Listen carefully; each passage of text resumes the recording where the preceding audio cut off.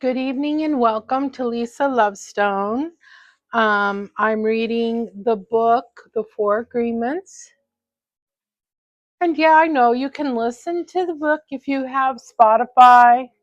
It comes with a subscription. If you have Spotify, you can just listen to it on that. And I know that, but I enjoy doing this. And if you want to follow along, great. If not, you can just watch when I do oracle cards or whatever. I haven't been doing bedhead musings because I don't know. I just didn't feel like doing it anymore, so I'm just not doing it anymore. If I start feeling like it again, then I'll start doing it again. Um, we'll see. It's just that my days are really full with these cats. Um, I spent 2 hours today with cats. I spent 2 hours at the gym. I spent 2 hours with the cats.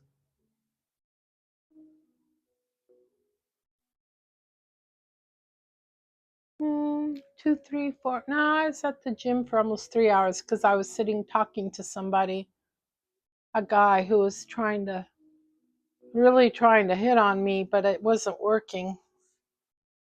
Anyway,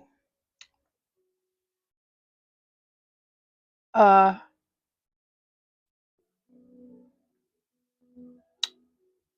okay. So we are on chapter 2, and I left off here where I'm going to get started. I hope you're all having a wonderful week. Now let us see the world. Now let us see the word. Now let us see what the word impeccability means. Impeccability means without sin. Wait a minute. All right, let's just listen to it, but there's no such thing as sin.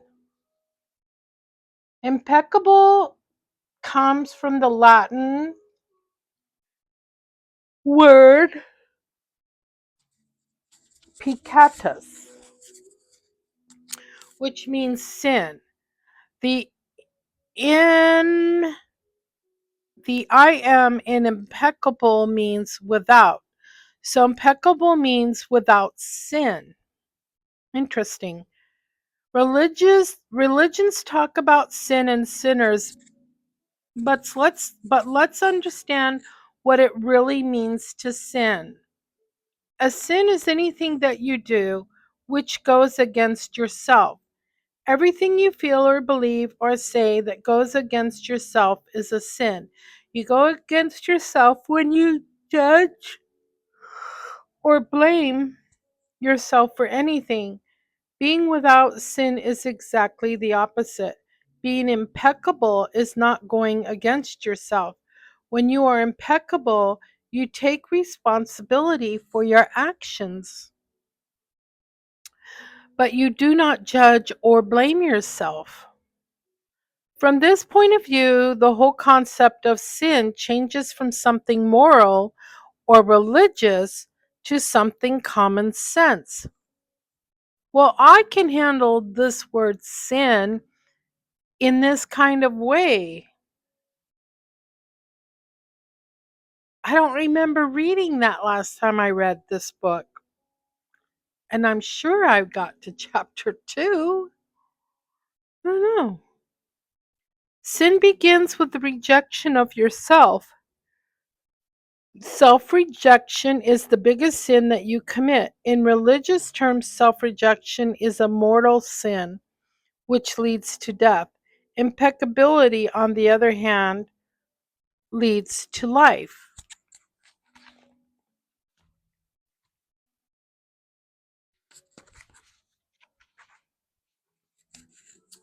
Being impeccable with your word is not using the word against yourself.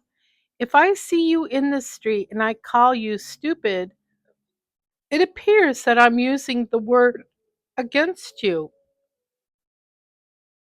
But really, I'm using my word against myself because you're going to hate me for this, and your hating me is not good for me. Therefore, if I get angry and with my word send all that emotional poison to you, I'm using the word against myself. Isn't this an interesting concept?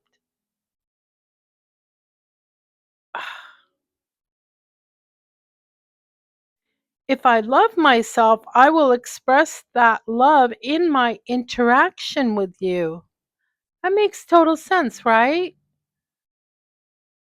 So when you love yourself, that self love comes through with your interaction with other people.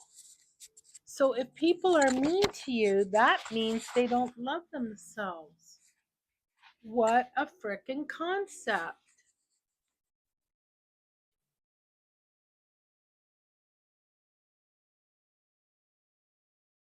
So if I love myself,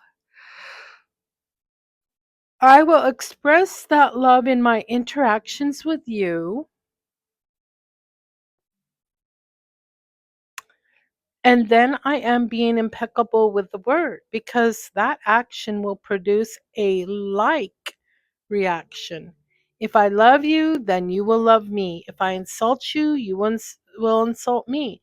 If I have gratitude for you, you will have gratitude for me. If I'm selfish with you, you will be selfish with me. If I use the word to put a spell on you, you're going to put a spell on me. Be impeccable, being impeccable with your word is the correct use of your energy. This is fabulous stuff, is it not? It means to use your energy in the direction of truth and love for yourself. If you make an agreement with yourself to be impeccable with your word, just with that intention, the truth will manifest through you and clean all the emotional poison that exists within you. But making this agreement is difficult because we have learned to do precisely the opposite. We have learned to lie as a habit of our communication with others and, more importantly, with ourselves. We are not impeccable with the word. So, but making this agreement is difficult because we have learned to do precisely the opposite.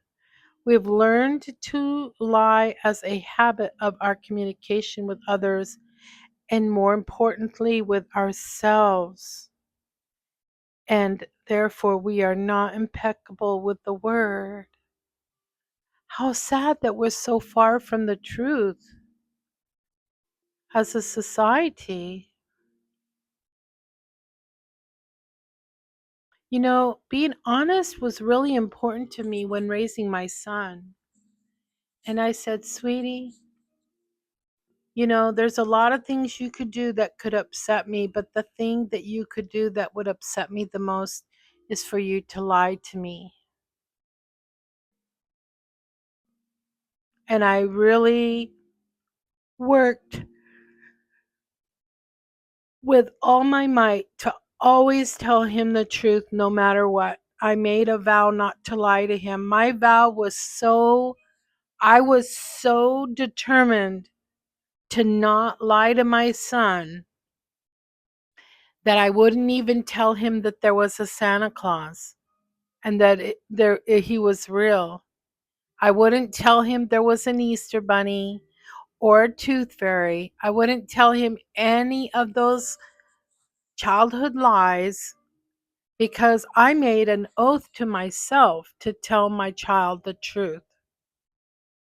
Why? Because my parents lied to me my whole life. And that really does something to you, and it makes you unable to trust people. And it makes you feel unloved because something about being honest makes you feel loved. I don't feel loved when people lie to me. So, you know, I grew up not feeling loved by my parents. And honestly, they really didn't love me. I was just their child that they took care of, sort of. But I was determined to always tell the truth to my son. So I didn't tell him there was a Santa Claus. I didn't tell him there was an Easter Bunny, you know. And I didn't force him to go to church. He went to church. We went to church together at the Orthodox church up until he didn't want to go anymore. And so we stopped going because I promised him I'd never force him to go. No, I wasn't going to force my religion on my child. I raised him as an Orthodox Christian up until he was about 12. And then he's like, Mom, I don't want to go to church anymore. I said, okay, sweetie, I'm not going to force you. So we didn't go anymore. And then, literally, as soon as I moved to Georgia and saw what kind of Christianity lives in the South, I said, oh my God, no, nope. I no longer identify as a Christian. No frickin' way. This is batshit crazy. So I am, yeah, I've been on this path about, I feel like when I speak the truth, I'm being respectful to myself and I'm being respectful to others and I'm showing them the respect I would hope they would show to me. So I made a decision to tell the truth. Where was I? We have learned to lie as a habit of our communication with others and, more importantly, with ourselves. We are not impeccable with the word. And I strive very diligently to always be honest with myself. So sometimes you think you are when you're not. So I really stay in touch with my spirit guides and my higher self to help me see the truth for what it is. And sometimes it's hard. It's really hard to have a realization about something about life, about humanity, about how things really are in the spirit realm and the human realm and the universal realm. It's sometimes hard to really take in, but I want the truth. I don't want to live a lie. The word of the power of the word is completely misused in hell. Okay, let's keep going. We use the word to curse, to blame, to find guilt, and to destroy. Of course, we also use it in the right way, but not too often. Mostly, we use the word to spread our personal poison, to express anger, jealousy, envy, and hate. The word is pure magic, the most powerful gift we have as humans, and we use it against ourselves. We plan revenge. We create chaos with the word. We use the word to create hate between different races, between different people, between families, between nations. We misuse the word so often, and this misuse is how we create and perpetrate the dream of hell. Misuse of the word is how we pull each other down and keep each other in a state of fear and doubt. Who does that sound like? It rhymes with frumpy. Well, frumpy, trumpy, whatever. Clowny. Okay, but I'm not going to misuse my words. Misuse of the word is how we pull each other down and keep each other in a state of fear and doubt. Because the word is the magic that humans possess and misuse, um, the misuse of the word is black magic. So we use black magic all the time without knowing that our word is magic at all. There was a woman, for example, who was intelligent and had a very good heart. She had a daughter whom she adored and loved very much. One night she came home from a very bad day at work, tired, full of emotional tension, and with a terrible headache. She wanted peace and quiet, but her daughter was singing and jumping happily. The daughter was unaware of how her mother was feeling. She was in her own world, in her own dream. She felt so wonderful, and she was jumping and singing louder and louder, expressing her joy and her love. She was singing so loud that it made her mother's headache even worse, and at a certain moment the mother lost control. Angrily,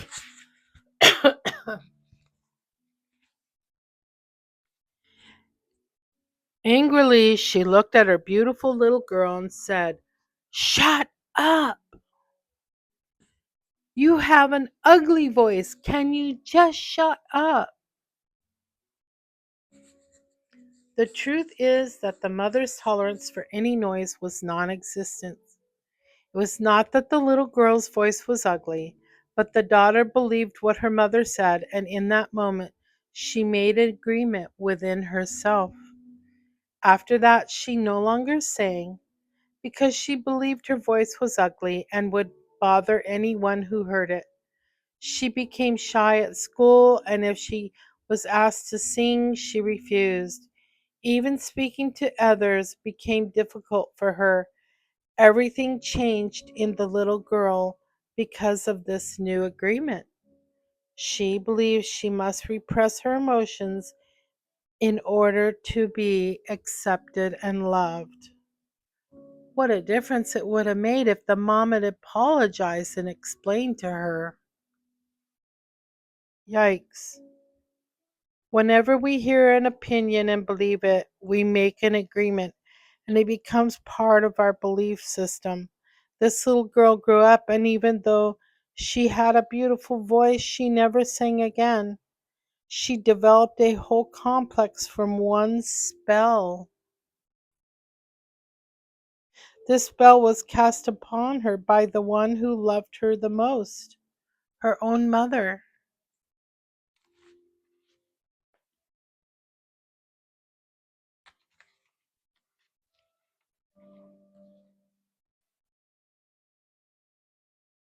Her mother didn't notice that she what she did with her word. She didn't notice that she'd used black magic to put a spell on her daughter. She didn't know the power of her word, and therefore she isn't to blame. She did what her own mother and father and others had done to her in many ways. They also misused the word. How many times do we do this with our own children? We give them these types of opinions, and our children carry that black magic for years and years.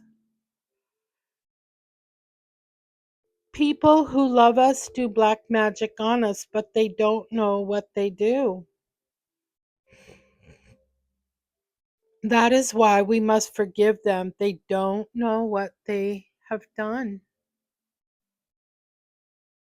Another example, you awake in the morning feeling very happy. You feel so wonderful. You stay 1 or 2 hours in front of the mirror, making yourself all pretty, putting on makeup. Well, one of your best friends says, "What has happened to you? You look so ugly. Look at that dress you're wearing. You look ridiculous." That's it. That is enough to put you all the way down in hell. Maybe this girlfriend just told you this to hurt you. And she did hurt you. And she gave you an opinion with all the power of her word behind it. If you accept the opinion, it becomes an agreement now, and you put all your power into that opinion. That opinion becomes black magic. These types of spells are difficult to break. The only thing that can break a spell is to make a new agreement based on truth. The truth is that most important part of being impeccable with your word. On one side of the sword are the lies which create black magic, and on the other side of the sword is the truth, which has the power to break the spell of black magic. Only the truth will set you free. Looking at every human, Looking at everyday human interactions, imagine how many times we cast spells on each other with our word. Over time, this interaction has become the worst form of black magic, and we call it gossip. Gossip is black magic at its very worst because it is pure poison. We learned how to gossip by agreement. When we were children, we heard the adults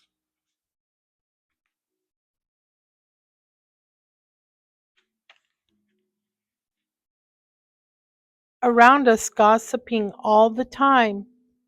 Definitely. At the kitchen table, at my family's kitchen table, my dad, my mom, their friends, they'd all be bad mouthing somebody. And if I wasn't there, they'd be bad mouthing me. They just bad mouthed. How awful, how negative. Openly giving their opinion about other people. They even had opinions about people they didn't know. Emotional poison was transferred along with the opinions, and we learned this as the normal way to communicate. Gossiping has become the main form of communication in human society. It has become the way we feel close to each other because it makes us feel better to see someone else feel as badly as we do. There is an old expression that says misery likes company, and people who are suffering in hell don't want to be all alone. Fear and suffering are an important part of the dream of the planet. They are how the dream of the planet keeps us down.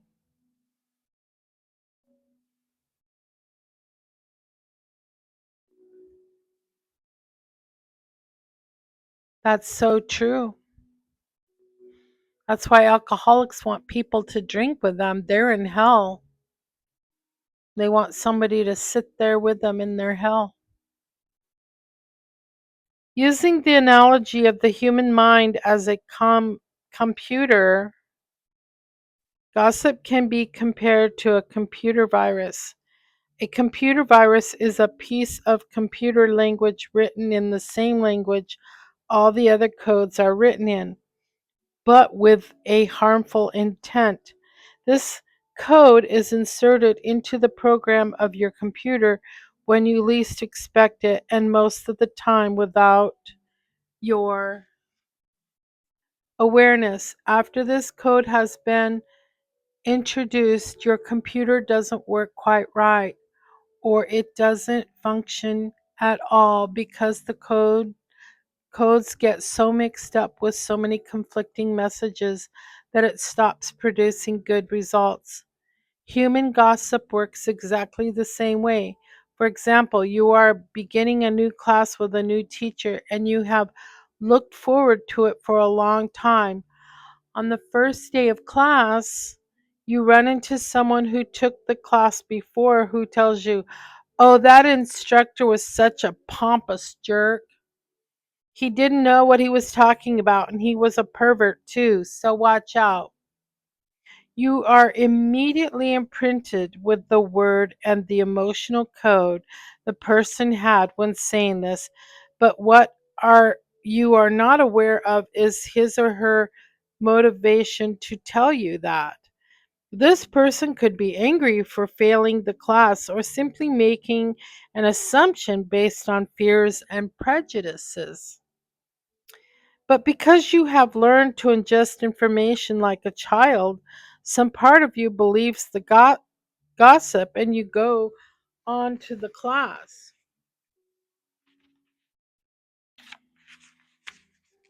As the teacher speaks, you feel the poison coming up inside you, and you don't realize you see the teacher through the eyes of the person who gave you that gossip.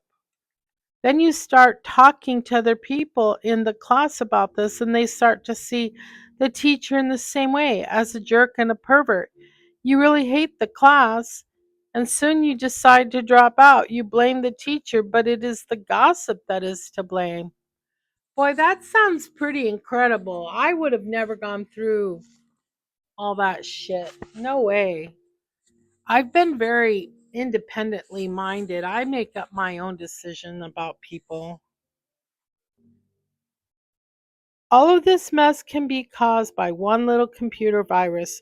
One little piece of information can break down communication between people, causing every person it touches to become infected and contagious to others.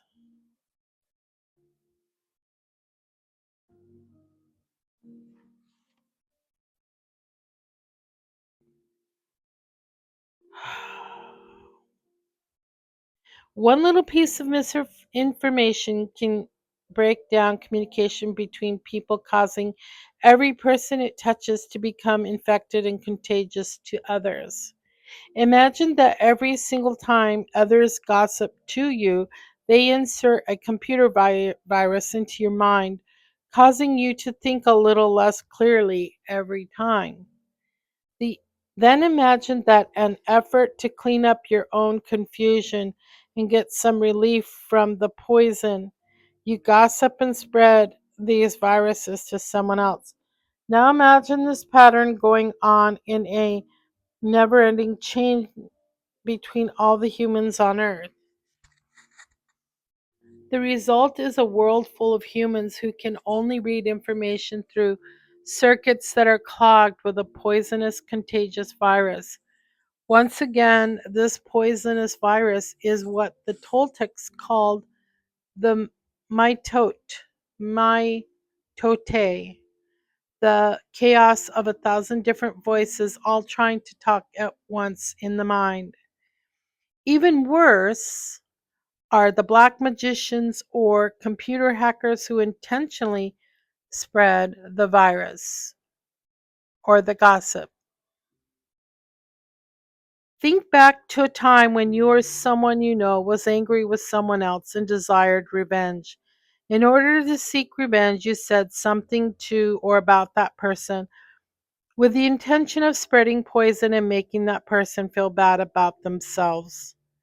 As children, we do this quite thoughtlessly, but as we grow older, we become much more calculated in our efforts to bring other people down. So we don't want to bring people down. We want to lift them up. That's how we make the world a better place, right?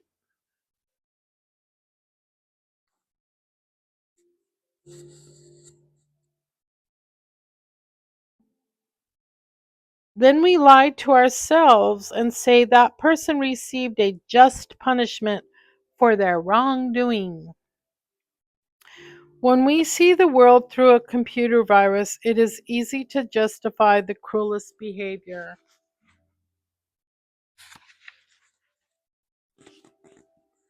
What we don't see is that misuse of our word is putting us deeper into hell. Because as long as we're living in this kind of negativity, that's what hell is. Not being able to break free from the lies, from the negative words, from the negative mindset. That is hell. It's a state of mind. For years we have received the gossip and the spells from the words of others, but also from the way we use our words with ourselves. We talk to ourselves constantly, and most of the time we say things like, "Oh, I look fat," or "Oh, I'm ugly, I'm getting old, I'm losing my hair, I'm stupid, I never understand anything, I will never be good enough, and I'm never going to be perfect." Do you see how we use the words against ourselves? We must begin to understand that the word is and what the word does. If you understand the first agreement, be impeccable with your word, you begin to see all the changes that can happen in your life. Changes first in the way you deal with yourself, and later in the way you deal with other people, especially those you love the most. Consider how many times you have gossiped about the person you love the most to gain the support of others for your point of view. How many times have you hooked other people's attention and spread poison about your loved one in order to make your opinion right? Your opinion is nothing but your point of view.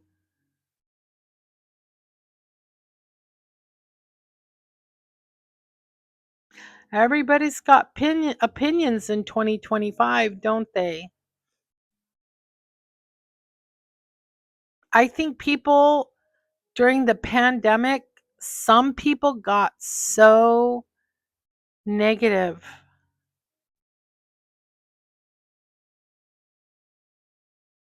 I don't know. Pandemic changed a lot of people. When I'm talking pandemic, I mean COVID-19. To anybody who might be wondering what I mean. How many times have you hooked other people's attention and spread poison about your loved one in order to make your opinion right? Your opinion is nothing but your point of view. It is not necessarily true. Your opinion comes from your beliefs, your own ego, your own dream. We create all this poison and spread it to others just so we can feel right about our own point of view.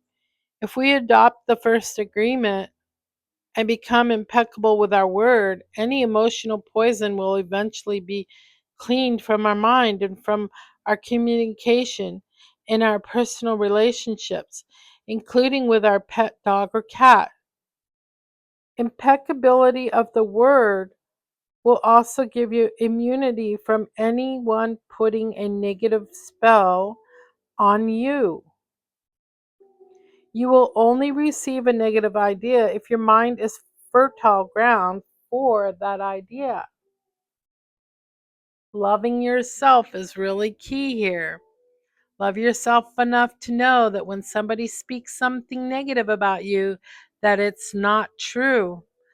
Don't even give it a second thought.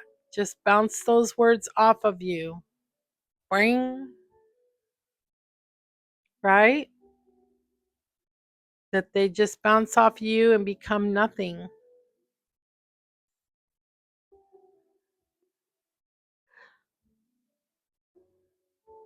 When you become impeccable with your word, your mind is no longer fertile ground for words that come from black magic. Instead, it is fertile for the words that come from love or a place of love. You can measure the impeccability of your word by your level of self love. How much you love yourself and how you feel about yourself are directly proportionate to the quality and integrity of your word. When you are impeccable with your word, you feel good, you feel happy and at peace. You can transcend the dream of hell just by making the agreement to be impeccable with your word. Right now I am planting that seed in your mind. Whether or not the seed grows depends on how fertile your mind is for the seeds of love. So, right now, I am planting that seed in your mind. So, if you make an agreement to be impeccable with your word, so to not sin against yourself, to not say anything bad about yourself, no self harm, you can transcend that hell by making the agreement to be impeccable with your word. Whether or not the seed grows depend on how fertile your mind is for the seeds of love.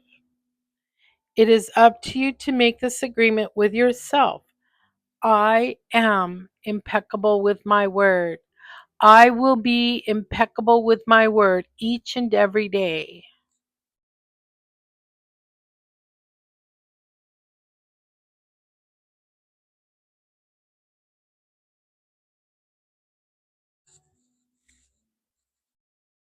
Nurture the seed as it grows in your mind. It will generate more seeds of love to replace the seeds of fear. This first agreement will change the kind of seed your mind is fertile for. Be impeccable with your word.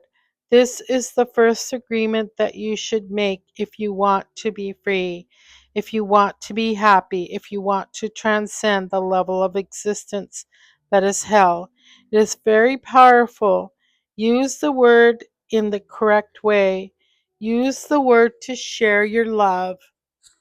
Use white magic, beginning with yourself. Tell yourself how wonderful you are, how great you are. Tell yourself how much you love yourself. I did an oracle card reading last night, right? Was I don't know. What is today? Monday. Anyway, it was Sunday night. And one of the oracle cards said to write 10 things about yourself that are wonderful. And if you didn't see that video, I'm going to tell you right now to do your homework and in your journal or somewhere, write 10 things about yourself that are wonderful. Like you wake up happy. Um, you're kind to your mom. You're kind to your little sister. You're kind to your spouse. These are wonderful things about you. Um, you smile at strangers. You donated money for a good cause like saving the kitties or saving the dogs or saving the children, right? Those are wonderful things about you.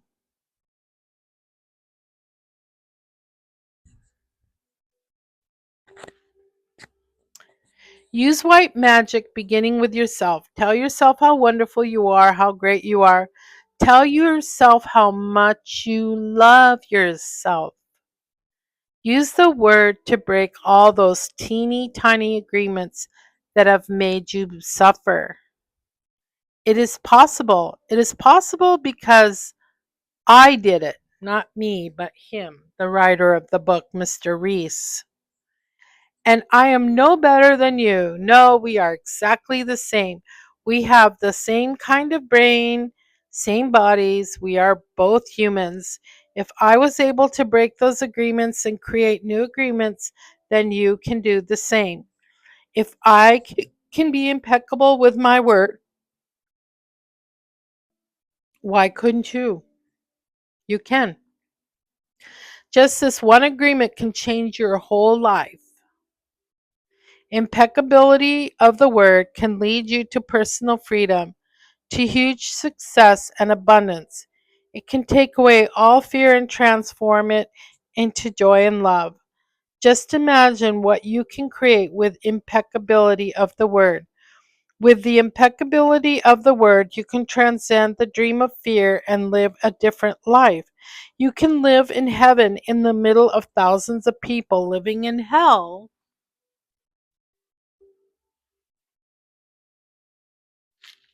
because you are immune to that hell.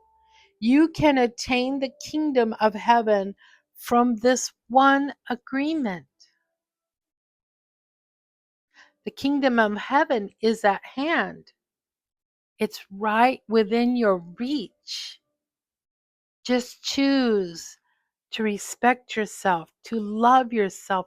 Never speak badly of yourself. That is how easily heaven is to be had, to be lived.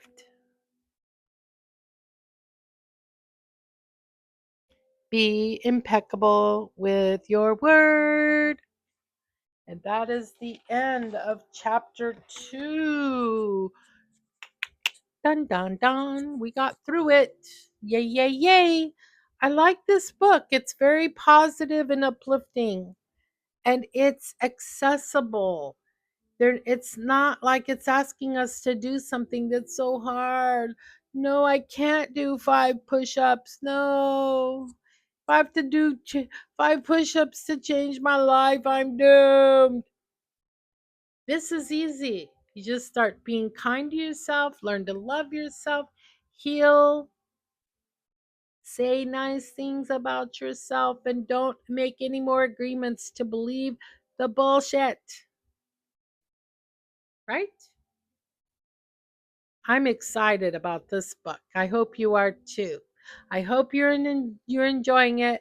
Remember to like, subscribe, share, and I would love some comments. Love and light. This is Lisa Lovestone out.